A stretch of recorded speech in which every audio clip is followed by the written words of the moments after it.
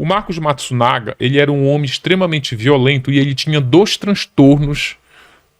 Um é o transtorno compulsivo sexual, que popularmente a pessoa chama de ninfomaníaco, né? Tá. Mas o ninfomaníaco eu descobri até na pesquisa do livro que ele só se aplicava às mulheres, que eram as ninfas, porque as ninfas na mitologia grega satisfaziam os sátiros. Então os homens viciados em sexo eram os sátiros e as mulheres eram ninfas. Mas aí se popularizou o ninfomaníaco para todo mundo. Mas a psiquiatria, ela rebatizou o transtorno de compulsão sexual para os 2 sexos. Além de, o que é a compulsão sexual, esse transtorno? É aquela pessoa que ela quer fazer sexo várias vezes ao dia, com pessoas diferentes e, de preferência, com pessoas desconhecidas. Ei, tá cansada de ir no nutricionista e não conseguir emagrecer? E se eu te falar que é possível emagrecer sem deixar de comer o que gosta e perder de 5 a 10 quilos nas próximas semanas? Com o programa Receitas para Secar, isso é possível. Para saber mais, clique no primeiro link da descrição.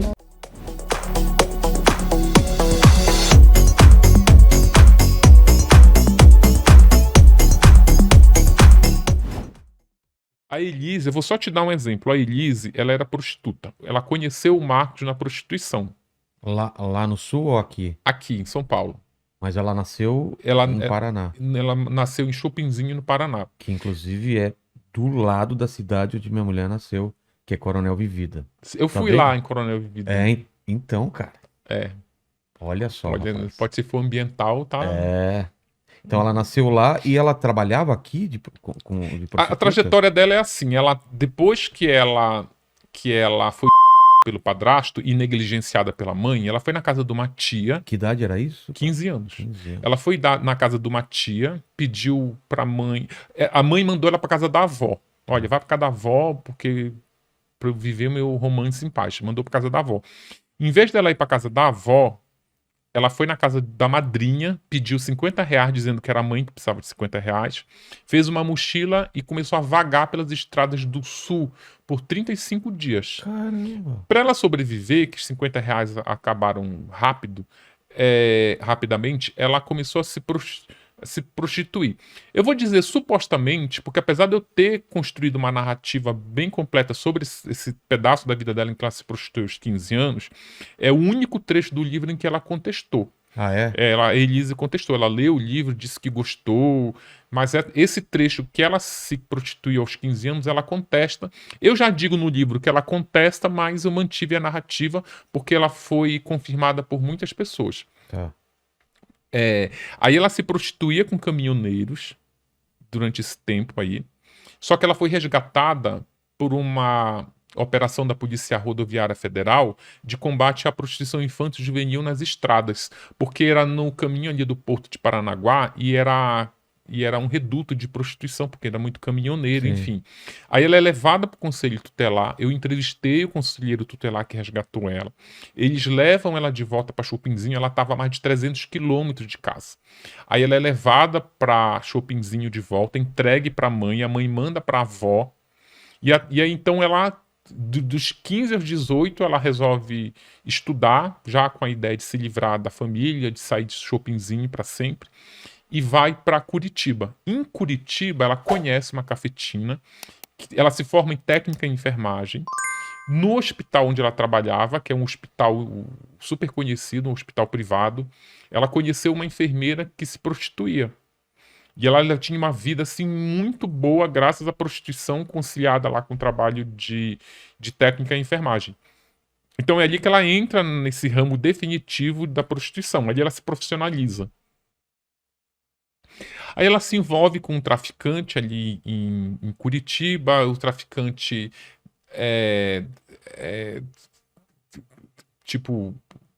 ela começa a correr riscos, porque um policial que era cliente dela também fala que ele era de uma facção rival que estava atrás dele, não sei o quê. Aí ela foge para São Paulo. Caramba. Ela faz uma festinha na casa dela, enche a casa de traficantes e a polícia bate lá. Resumindo, é isso, dando um spoiler aí. Aí ela vai para São Paulo, fugindo desse perigo. Em São Paulo, ela engata a prostituição e conhece o marido, o Marcos. Ela tá num site de acompanhante, ela fazia o site do M-Class, ela fazia uma boate e ela... M-Class que o Mandíbula já usou bastante aí. Eu nunca usei. Você deu uma gaguejada. Não, eu nunca usei porque é pago. Ah, tá. Entendi. Entendi já onde você já tá. Então ela tá nesse M-Class. Ela tava no M-Class, ela conhece o Marcos no M-Class. Ela já tá com uma graninha já, ela tem uma condição melhor? Sim. A Elise, ela é muito triste. Ela tem engrenado na prostituição. Ela tem enveredado pela prostituição. Porque ela tem uma... A Elise, ela é muito inteligente. Olha só. Vou só te elencar aqui o que a Elise é. Ela fez um curso técnico de contabilidade lá em Chopinzinho.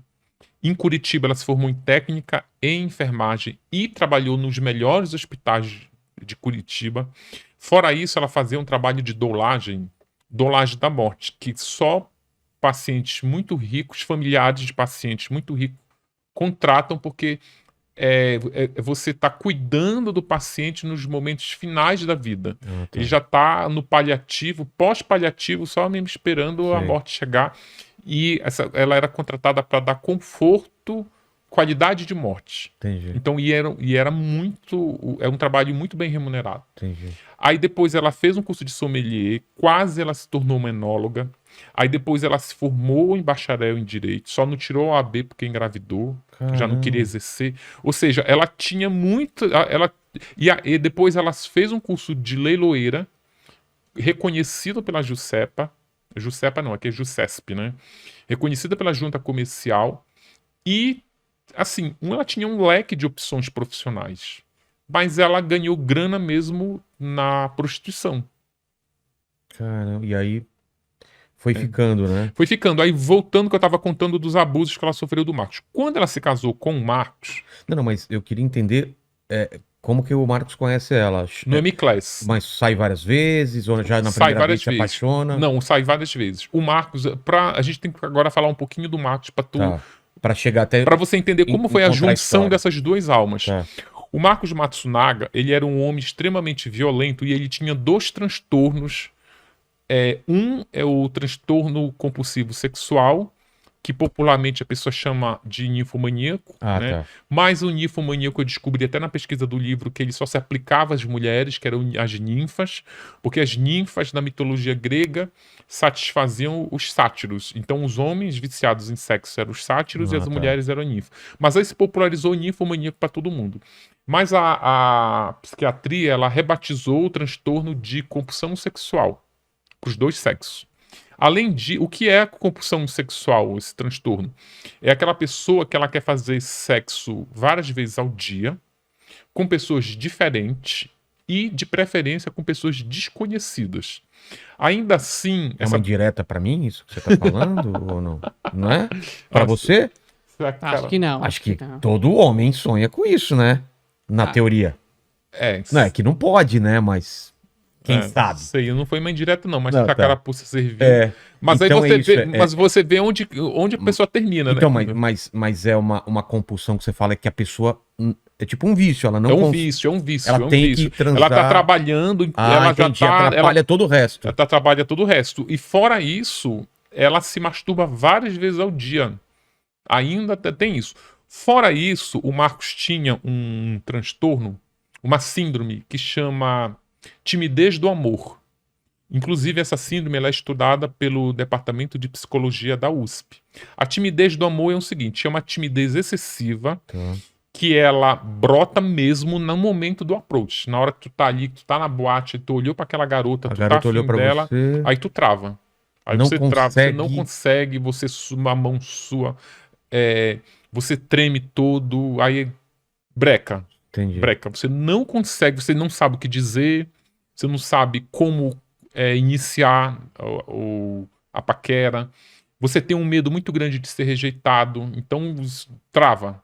Caramba. Então você soma essa timidez do amor ao transtorno compulsivo sexual, a pessoa é uma bomba. É uma bomba, né? Uma coisa impede a outra, né? Sim, aí por isso que ele recorre à prostituição.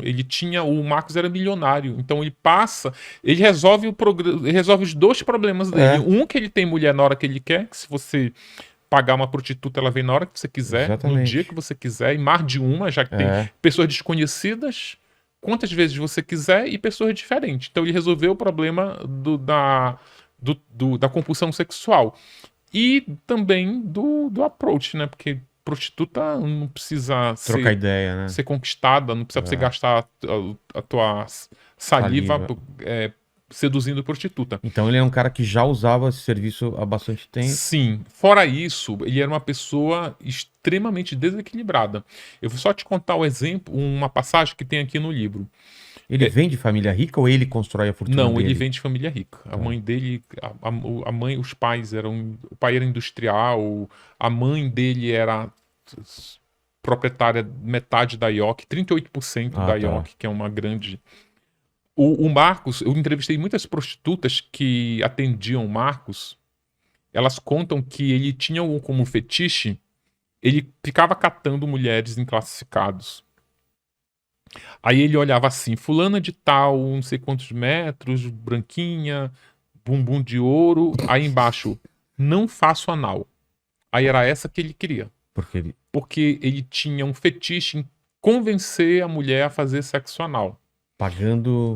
O cara era rico, o céu era o limite. Então o que ele fazia? Ele marcava com essas garotas iam até lá e ele dizia, começava a convencer as mulheres a fazer anal. Umas, ele ia dobrando a oferta, o teu programa é quanto? 800, olha, eu pago o dobro. Ela fala, olha, eu não faço, pago o triplo, não, pago quíntuplo. Aí já podemos conversar. Só que tinha umas que não. Mesmo com mais dinheiro. Nem com todo o dinheiro do mundo. Olha, eu não faço, você leu que eu não faço. Eu não vou fazer, inclusive eu queria que você saísse de casa, tá me incomodando. Aí ele metia a mão no bolso, pegava uma arma, apontava pra cabeça da mulher. Caramba. Você faz anal? Mulher com a arma apontada na cabeça. Claro que eu faço, né? Fazer o quê? Mano. Então era esse o nível de violência que o Marcos tratava as prostitutas. Era com esse nível de violência. Quando ele se casou com a Elise, no início era uma maravilha. Eles se apaixonaram mesmo. Assim. Eles tinham muita coisa em comum. Eles gostavam de caçar, eles gostavam de armas, eles gostavam de vinho, eles gostavam de esportes radicais. Então tinha muita coisa em comum. Só que aí o Marcos, com esse transtorno, ele faz com que a pessoa perca o interesse muito rapidamente. Então ele continuava se relacionando com outras prostitutas, ao mesmo tempo que era casada com Elise. E ela sabe disso? E ela descobre isso? Ela diz que não, apesar de que, quando o Marcos começou a sair com a Elise, ele era casado com uma outra mulher. Então a Elise ficou amante dele durante 2 anos. Então eu acho que se tu juntar Lé com Cré ali, tu só não enxerga se não quiser, né? Mas ele só queria... Ele maltratava muito a Elise. Vou te dar um exemplo. Quando ela engravidou, no início da gravidez, foi uma gravidez complicada. Aí o Marcos, com a compulsão sexual, queria transar todo dia com a Elise, né? Mais de uma vez ao dia, inclusive. Aí chegou um momento que ela tava, não, amorzinho, eu tô com cólica amanhã, hoje não.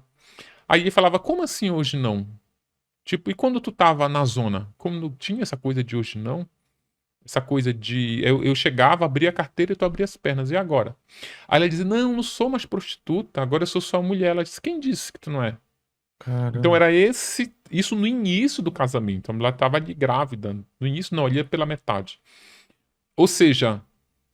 Ele não deixou de tratar ela como prostituta, mesmo sendo esposa. Sim. Ele dizia para os amigos que o casamento dele era um programa sem fim.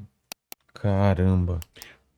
Tá vendo agora por que eu voltei ao Vino de Saque? Porque se você vê só a fotografia do crime, é uma coisa muito pequena dentro da história inteira, né, cara? Não é passar pano, não é falando que aquilo é certo, mas você não consegue entender se você não volta realmente. Você precisa, é o que o livro mostra, inclusive eu te digo sem menor problema, porque assim...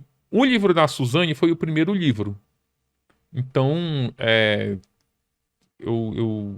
eu exagerei na pesquisa, passei muito tempo pesquisando. Na hora que eu fui escrever, eu vi que eu tinha muito material. O da Elise, eu já me aprofundei um pouco mais nessa questão de explicar as motivações. A jornada do criminoso até ele cometer o crime. Entendi. Porque aí não é você justificar, porque eu acho que o que as duas fizeram não tem justificativa. Não tem justificativa. Elas são... Não foi legítima defesa? Não. Elas confessaram o crime. Elas colaboraram com a justiça, com as investigações da polícia. Então fica muito claro o que cada uma fez. Mas a gente precisa entender o que leva uma pessoa a fazer isso. O que se passa na cabeça de uma menina que fica sentada no sofá ouvindo o namorado e o cunhado matando os pais a paulada no quarto de cima. Você precisa saber que transtorno essa pessoa tem. Essa menina, ela convivia na alta sociedade de São Paulo, estudava estudou na melhor faculdade de Direito de São Paulo. A Elise Matsunaga frequentava os melhores restaurantes de São Paulo. Essas pessoas, elas estão circulando, elas não são extraterrestres. Então, mas a Elise, ela não tinha possibilidade de sair porque ela não tinha parte da herança, casando, ela já não tinha um direito adquirido. Ela casou na comunhão parcial de bens, que ela só teria direito a metade do que ela do patrimônio que ela construiu durante o casamento.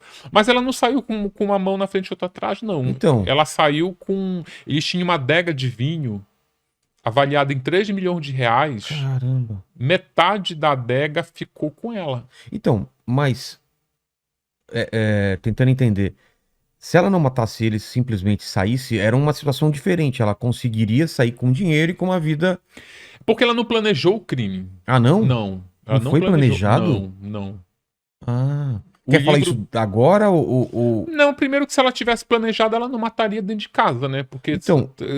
Então já vamos falar sobre esse Essa dia. que planejou. É? Ela não planejou, ela mata num ímpeto. O que acontece no dia, você sabe? Sei, ela... Foi o dia do tapa, né? Que você falou, ela tomou um tapa. Sim, elas têm um tapa em comum, as duas levaram um tapa. Ela não pode nem estar rindo disso, mas desculpa. Mas, caramba. Enfim. A Elise é o seguinte, a dinâmica do crime da Elise é o seguinte, ela descobriu, ela já vinha de uma torrente de humilhações.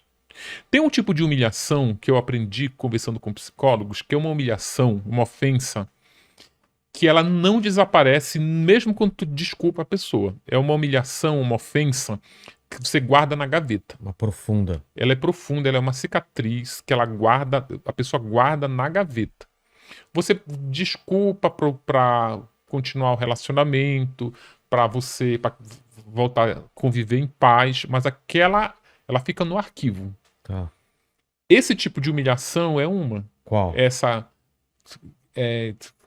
Como que você não é mais prostituta? Tá. Olha aqui onde você tá morando. Entendi. E ele jogava muito na cara dela que ele tinha resgatado ela do lixo. Que tinha dado a ela um mundo de princesa, que ela era caipira, que ela não sabia falar inglês, que ele ensinou ela a degustar vinho, que ela não entendia patavina de vinho, que ele mostrou um mundo para ela nas viagens internacionais. Então isso tudo era uma forma assim de dominar a relação. Claro. Então, e fora isso, ele jogava muito na cara que ela era prostituta. Que ela tinha que ter um desempenho de prostituta. Não era para ter uma relação igual a da outra esposa que não era prostituta. Então, isso ela ia engolindo, mas ficava guardado. Esse tipo de ofensa. Quando ela descobre que ele tinha uma amante, que ela contratou um detetive e o detetive provou que ela tinha um amante, ela já tinha consultado uma advogada para se separar. Ah, é? E a advogada que fala, olha, reúne provas que ele te trai, que a gente arranca as cuecas dele. Essa amante era uma prostituta? Era uma prostituta, ele repetia padrões, era uma prostituta. Era uma prostituta, inclusive ele já tinha dado um carro 0 km para ela. O padrão dele era o seguinte, ele se apaixonava por prostitutas, a Elise foi só uma nesse rol. Tá. Ele se apaixonava por prostitutas, quando a prostituta já estava enredada, ele começava a ficar com ciúme dos clientes, porque elas continuavam saindo com outros caras. Aí ele dizia, quanto tu ganha por mês se prostituindo? Elas diziam X. Então eu vou te pagar X e tu vai ser só minha. Ou seja, a relação mercantil continuava. Ela apenas se tornava prostituta de um homem só. Mas aí ele fez isso com a Elise, fez isso com outras mulheres que o livro mostra, e fez isso com a Natália, que é que vem depois da Elise, que é a pivô do crime, da separação. Quando a Elise já vê o Marcos muito distante dentro do casamento, ela já procura uma advogada. Uma advogada que em São Paulo, inclusive, é conhecida como a rainha dos divórcios, porque ela só entra em causa desse tipo, assim, vamos arrancar... Entendi, as cuecas do cara. As cuecas do cara, geralmente são maridos ricos. Tá. E aí ele falou, olha, a gente tem que provar que ele te trai, que aí é mais fácil. Essa advogada disse pra ela contratou um detetive, a detetive arrumou as provas. Aí ela foi mostrar, a advogada disse, olha, reúne as provas, quando você tiver as provas, você não conta pra ninguém, vem aqui, que aí você só pode contar pra alguém depois que eu protocolar o pedido de separação. Enquanto isso, você não pode falar pra ninguém.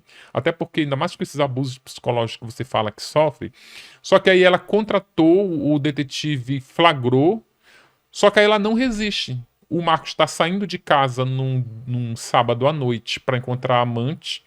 E a Elise pergunta, você tá indo para onde? Ele fala, eu tô indo para casa dos meus pais. Ela, por que você não fala logo a verdade? Que você tá indo encontrar com uma amante aqui, ali. Já conta tudo. Ele falou, como assim? Ela, eu já sei de tudo. Aí ela joga as provas para ele. Ela desobedece a advogada. Ele fala assim, com que dinheiro tu pagou um detetive? Com o meu, né? Porque tu não tem grana, e dá um tapa na cara dela. Caramba. Aí ele começa a humilhar e vem assim uma cachoeira de humilhação. Que ela diz assim, olha, eu vou sair de casa. Ele fala, pá, vai sair de casa, pode sair, mas deixa a minha filha, tinha 9 meses, porque eu não quero a minha filha criada pelo lixo de família que você tem. Sua mãe é louca, seu padrasto é um seu pai é um alcoólatra. Eu não quero minha filha lá. Aí ele começa a dizer que ela é uma prostituta, que ela já era muito velha, porque ela já não sabia fazer as coisas direito, que não sei o quê. Nisso ela vai, ele começa a perseguir ela dentro do apartamento, e eles tinham o hábito, eles tinham muitas armas em casa, eles tinham mais de 30 armas, inclusive fuzil AR-15, tinham muita arma. E eles tinham tanto medo de ser assaltado que eles colocavam armas carregadas em vários cômodos. Em vários cômodos, assim, gavetas estratégicas. E nisso que ele tá perseguindo ela passa por uma mesinha ali, uma charuteira, ela abre a gaveta e pega a arma e aponta pra ele. Quando ela aponta a arma pra ele, ela pede pra ele calar a boca. Aí cala a boca, prostituta, atira, prostituta, e ela dá o tiro nele. Nossa. Então são nessas circunstâncias que ele é executado. Aí, só que assim... Isso é considerado um crime passional ou não? É passional, né? É passional. Tem paixão envolvida, né? Tem sentimento envolvido, é passional. Só que aí, Vilela, tem uma coisa que também é incrível. Esse crime, até aqui onde eu narrei pra você... É igual vai na delegacia, tem um monte de tiro na cabeça, facada, tiro... crimes, assim, passionais, tem um monte. Só que aí o que faz da Elise é uma criminosa especial. É o que ela faz depois do tiro. Aí ela arrasta o Isso aí acontece onde? No apartamento. Ah, não é num lugar afastado. Não, é no apartamento dele. Isso ali na Vila Leopoldina. Aí ela arrasta o corpo dentro do apartamento, que ela mata na sala, arrasta o corpo por 15 metros dentro do apartamento, coloca no quarto de hóspede. Ela é grande? Ela é forte ou não? Não, ela é pequena. Pequena? Mas deixa eu te falar uma coisa, isso é maior balela. O quê? Achar que a mulher, por ser... Não, tô falando de arrastar um corpo de um homem. Então, cara, não, isso... Não tem a ver? Não. É? Inclusive... Porque eu imagino um cara morto, ele deve pesar muito. Porque não, mas, cara... Ele não ajuda em... Tem um momento ali, a adrenalina, ela te dá uma energia que você... Uma força sobre-humana. Sobre-humana. Caramba. A adrenalina, ela faz isso, sim. Tem até aquelas teorias de que uma mulher, pra salvar o filho, carrega um Fusca, tu já viu isso? Já que levanta um... Sim, levanta um carro, Então, tá nessa linha aí, ela... essa coisa, ela é pequena pra esquartejar, pra carregar, pra não sei o quê. Nessa hora não tem isso. Balela. Então ela dá um tiro, ela carrega, ela arrasta 15 metros até levar onde? Ao quarto de hóspedes. Tá. Aí no quarto de hóspedes, ela deixa o corpo lá. Ninguém escuta o tiro. Só tava a filha em casa. Não, mas no prédio. Não. E ela não usou silenciador, porque o quarto era... O apartamento era... Bem... tinha acústica à prova de som, blindado. E outra coisa, eles moravam num puta apartamento. Eram 2 coberturas que eles compraram, uniram. Nossa, era uma coisa enorme. Então. Era uma mansão suspensa, assim. Tá. Tipo, era quase 1.000 metros quadrados, assim, era uma coisa imensa. Então não tinha como, ninguém ouviu nada. E ela não usou o abafador. Então aí ela espera lá e vai limpar a cena, que foi um banho de sangue ali, limpa. Ela liga pra alguém pra pedir ela ajuda? Ela conta que ela tentou ligar pra polícia pra se entregar, mas ela pensou na filha e resolveu não se entregar mais. Tá. Na época do julgamento, a acusação, o Ministério Público tentou emplacar a tese de que ela teve ajuda de alguém. Abriram até um outro inquérito para apurar quem seria essa terceira pessoa na cena do crime, mas nunca apareceu encontraram, nada. Não. E muito nesse pensamento, que eu acho até machista, de dizer que uma mulher é incapaz de fazer isso sozinha. Então, assim, eu conheço mulheres criminosas. Eu entrevistei muitas mulheres criminosas de Tremembé, que é onde está a população que cometeu os crimes mais hediondos possíveis. E eu já vi que a mulher é capaz de coisas assim que até o diabo duvida. Caramba. Não duvide, não negócio de força física. O cara tem 1,90 m, a mulher tem 1,60 m. Nessa hora, meu amigo, na hora da adrenalina, na hora que a mulher tá decidida a matar, sai de baixo. Gostou desse corte? Se gostou, dê o seu like. Se você ainda não é inscrito no canal, inscreva-se. Aproveite para compartilhar esse e outros vídeos do canal, pois assim nos ajuda a trazer mais e mais vídeos. Contamos com você!